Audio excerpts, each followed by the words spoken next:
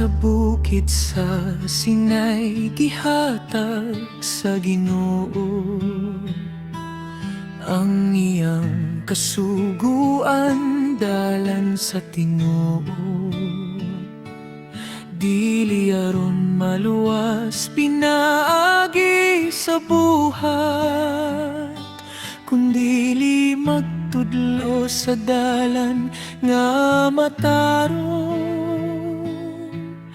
Ang gugma sa Dios maoy pundasyon sa matag sugo nga iyang gihatag kanaton. Ang kasugoan suga sa among dalan, nagpaila sa gugma sa langit ngang Amahan. Dili kini bugat kung si Kristo ang uban, kay ang iyang grasya maoy among kalig-on. Ang kasuguan among pagadayegon, hangtod sa kahangturan among tumanon.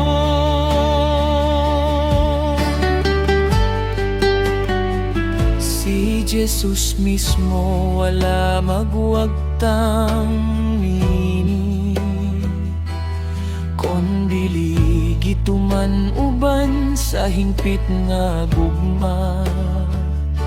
Sa matag pulong ug sa matag lihok, iyang gipakita ang dalan sa kinabuhi. Ang grasya ug balaod dili magkasumpaki. Sa krus ni Kristo nakita ang tinuod nga gugma. Ang balaod nagpakita sa sala sa tao. Ang grasya ni Jesus maoy nagluwas ka na to. Ang kasuguan suga sa among dalan, nagdala ka na mong adto kang Kristo lamang. Sa Espiritu Santo among pagatumanon, hangtod sa pagbalik sa among manluluwas.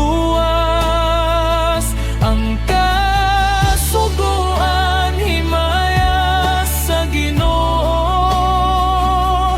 mag-aawit kami sa walay katapusan.